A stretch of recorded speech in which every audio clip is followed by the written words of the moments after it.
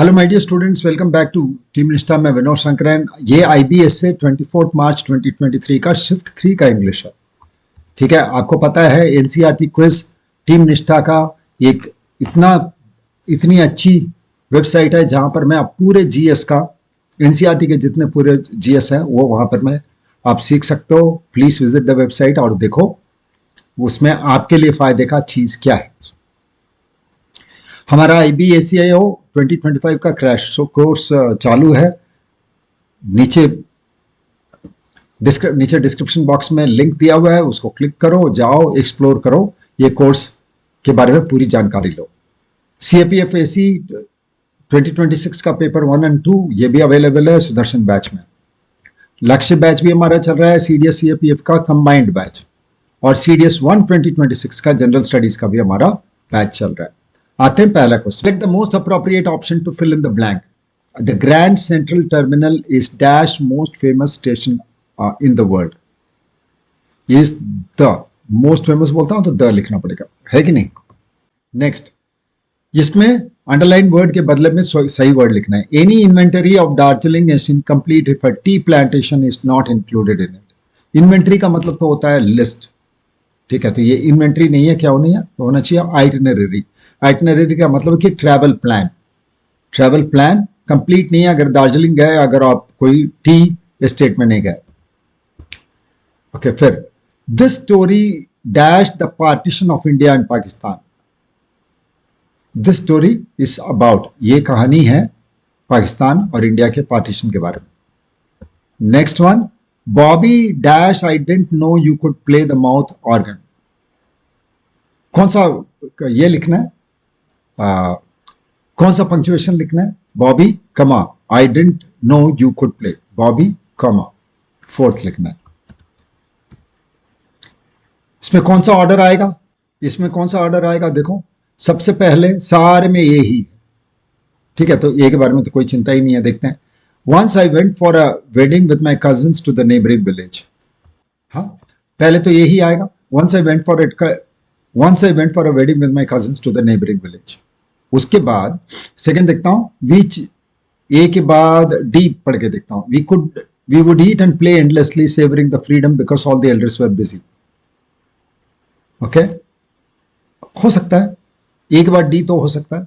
उसके बाद C, in those days a wedding was a great event. नहीं हो सकता क्योंकि बदल करके हो रहा है।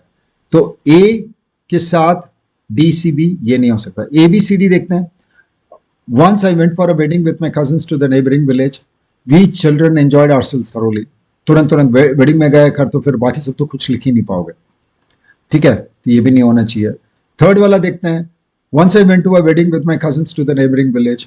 उसके बाद D, we would eat, वो नहीं हो सकता। ए के साथ D तो पहले हमने मना कर दिया, तो ए के साथ डी तो हो ही नहीं सकता, तो ACBD होना चाहिए। Once I went for a wedding with my cousins to the neighboring village. In those days a wedding was a great event. उसके बाद we children enjoyed ourselves thoroughly. कैसे, we would eat, तो ACBD। ठीक है, next question. We have constructed a rough estimate of expenditure for this project. Construct करते हैं या हम प्रिपेयर करते हैं। We have prepared a rough estimate. Incorrectly spelled word बताना। सेलर सही है, ऑथर सही है, वेटर गलत है, वेटर में ER आता है, WAITER, वेटर। एक्टर सही है। नेक्स्ट है, fill in the blanks. The artist was shocked dash that somebody had scratched his painting a dashed knife. The artist was shocked to see that somebody had scratched his painting with a knife. Third, अच्छा, ये Galaxy को underline करके आपको ये बताना है कि भाई इस अंडरलाइन, इसके गैलेक्सी का वर्ड अंडरलाइंड है, क्या इसको रिप्लेस करना है। Our solar system is a part of the Milky Way galaxy. Galaxy की जगह क्या कॉस्मोस या यूनिवर्स या क्रिएशन लिखना है, नहीं, ये तो गैलेक्सी ही है, तो वर्ड तो सही। कॉस्मोस का मतलब होता है पूरा यूनिवर्स, और यूनिवर्स भी नहीं लिखना है। क्रिएशन तो कृति है, दोनों ही नहीं आएगा। No substitution required. Next one, incorrectly spelled word बताना। कल्चर सही है, मर्मर सही है, स्कल्पचर में ई मिसिंग है, तो ये गलत है। पंक्चर सही है। इसका बताओ, Sarju sat next to her mother dash a doll tightly in her arms, पकड़े हुए तो होल्डिंग है ना, Sarju sat next to her mother holding a dog tightly in her arms. Okay, कौन सा बताओ सही पंक्चुएशन के साथ लिखा हुआ है? Well that's all I have got to say about Mars. Well that's all I have got to say about Mars. Sir well के बाद तो जब भी इंटरजेक्शन येस नो वगैरह लिखते हैं तो कॉमा लिखते हैं, तो ये तो सही है, और इसमें डबल कोट्स भी है क्योंकि डायरेक्ट स्पीच है। Well that's all I have got to say, यहाँ पर मैं आपका अपोस्ट्रोफी नहीं है।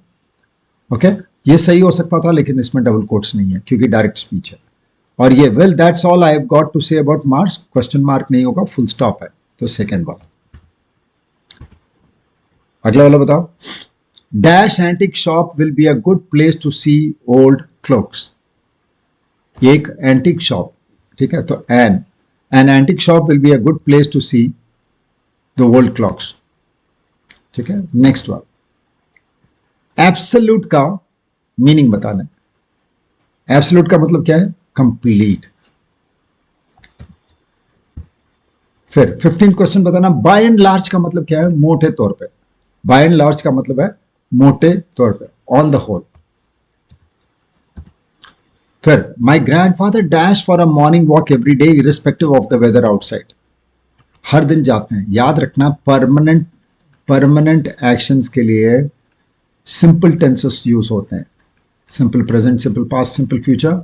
जो मोटे तौर पे हमेशा होता था, होता है या होता रहेगा, उसके लिए सिंपल प्रेजेंट टेंस यूज करते हैं। और ये तो हमें करीब करीब हर एक दिन ही जाते थे, एवरी डे, तो गोस। ठीक है, नेक्स्ट वन, एंटोनिम बताना है। The whole story narrated by the girl was accurate, तो एक्यूरेट नहीं था, तो क्या होना चाहिए? फॉल्स। एंटोनिम लिखना है। तो 18th क्वेश्चन बताना है। पहला सेंटेंस पहले ए से शुरू करते हैं, ड्यूरिंग दैट टाइम नहीं हो सकता, उस समय नहीं हो सकता। डी से शुरू करते हैं, every Wednesday a magazine called Karmaveera would come and I would read a story to her, हो सकता है। सी से शुरू करके देखते हैं, माई ग्रैंडमदर, अच्छा, read a story to her नहीं हो सकता, कौन हर है पता नहीं है, तो ये भी नहीं हो सकता, ये भी नहीं हो सकता। सी बी डी है, my grandmother never went to school so she could not read, हो सकता है। B, later she could not repeat the entire text by heart, तो सी और बी तो हो ही नहीं सकता क्योंकि सी के साथ कनेक्शन नहीं है, तो लास्ट ही सी डी ए बी ही सही होगा। ठीक है, 19th question, we took a break after we dash for 2 days continuously. ठीक है, हमने ब्रेक लिया 2 दिन काम करने के बाद, 2 दिन काम कर चुकने के बाद। आफ्टर बिफोर वगैरह आएगा तो याद रखना है कि परफेक्ट टेंस आना चाहिए उसमें, आफ्टर बिफोर वगैरह आएगा तो we took a break after we had work for 2 days continuously. Last question है, strike while the person is not ready. क्या लिखना है? कौन सा सही प्रोवर्ब है? Strike while the iron is hot. ठीक है, जब गर्म लोहा हो तभी पीटो, मारो उसको, तो strike while the iron is hot, 3। ठीक है, that is all for this session. Meet you very soon with the next classes. Bye bye. Grammar सीखना है, हमारे ऐप को डाउनलोड करो, लिंक डिस्क्रिप्शन बॉक्स में दिया हुआ है, और हमारे चैनल को सब्सक्राइब करके रखो ताकि आपको जो भी नया सीरीज हमारा आए वो आपको तुरंत मिल जाए। Bye bye.